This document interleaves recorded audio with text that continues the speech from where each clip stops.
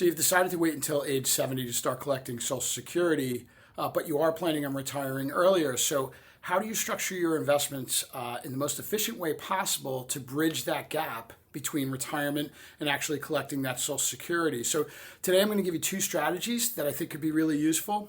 But first, I just wanted to introduce myself. My name is Warren Berger. I'm the owner of Luminary Financial Advisors in Cocoa Beach.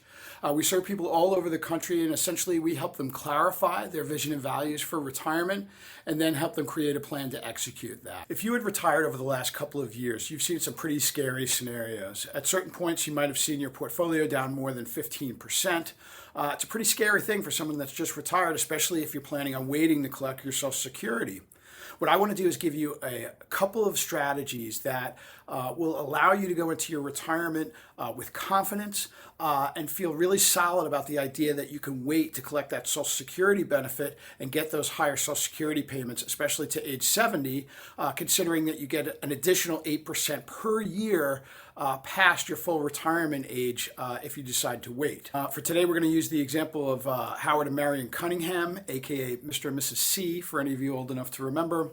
We're going to look at their financial situation. We're going to make it really simple. We're going to assume that they have $1 million in invested assets. That could be between retirement accounts, individual accounts. Sum total is $1 million. They've decided that they are going to take 5% out per year. So that's $50,000 a year is what they're planning on taking out. And they are assuming that they're going to increase that number for inflation each year. Okay, so we're just starting from that. So the first strategy that I want to give you is to create a war chest of cash and bonds to weather an economic storm if it was to hit. Now, the idea of this is to create a buffer that allows your stocks that may come off during a market downturn to have time to recover. Now, there are different ways to go about doing this. This is called a bucketing strategy, and I do have another video on my YouTube channel here that will go into really a lot of detail on how to create the bucket strategy and implement it. But for now, basically, I'm going to go with what I tell my clients. There's a few different ways to execute this, but in this case, we would take 2 years of cash, expected expenses that we're going to need in cash. So we're expecting $50,000 a year to come from that investment account. So 2 years of that expected would be $100,000. We would keep that in cash and cash equivalents. We'd take the next 3 years of expected expenses and we'd put that into bonds or bond funds. So on this $50,000 example, we'd be taking $150,000 and putting that into bonds. So all told, we have $250,000 that are sitting in cash and bonds, which is totaling 5 years of the expected expenses we plan on taking from our investment accounts. And the rest of our assets, in this case, $750,000, will go into whatever we have set up for our stocks, whether that's mutual funds, ETFs, things like that. But that's going to be in our growth bucket. So what happens here is we've built ourselves 5 years of a buffer before we'd have to start dipping into those growth funds, which allows them to rebound from any market downturn. The second strategy involves implementing guardrails for our investments. Just like you would for a car on the road, have guardrails on either side to make sure that you don't veer off. We're going to do the same thing for our investments.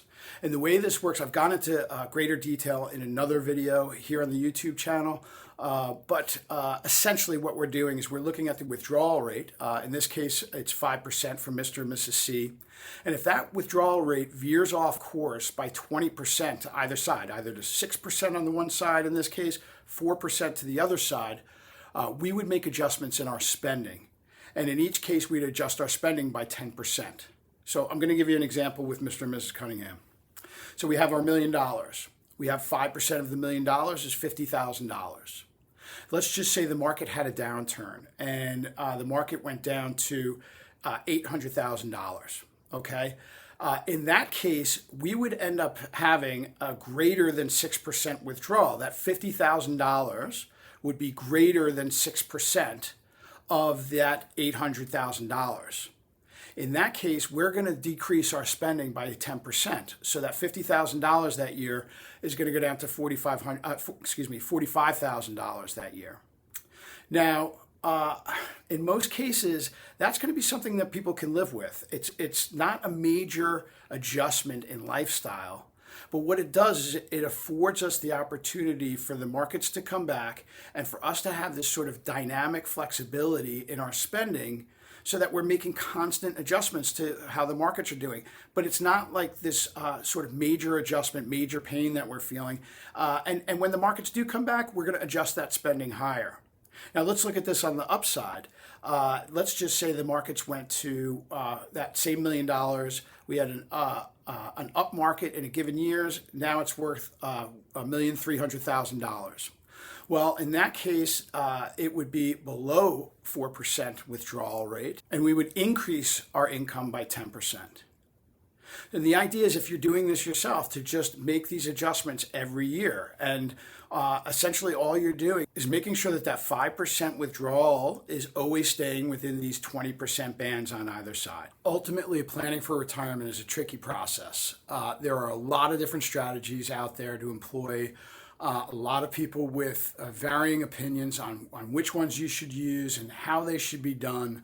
But I can tell you this, from my experience, if you were to employ these two strategies for your retirement, and obviously they have to suit your personal needs and your personal situation, but for the most part, if you were to employ these two strategies in bridging the gap between retirement and collecting your Social Security, it's going to offer a lot of additional protection to your investment portfolio, and it's going to give you a lot of peace of mind. They're relatively easy to implement, whether doing it yourself or having a financial advisor do it.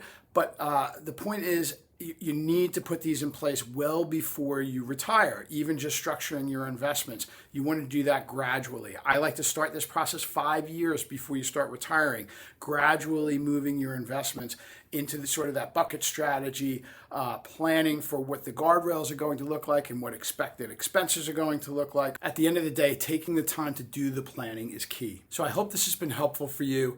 If you look in the comments section below, I have a number of free flow charts and checklists that are designed for people that are looking to retire. I have a link to my website if you want to get more information about me. And I also have a link to my personal calendar for a complimentary conversation to talk about your personal financial situation. I welcome you to reach out. Whether it's working with me or not, I'm always going to make sure that you get pointed in the right direction. So thanks for watching the video, and I hope to see you again soon.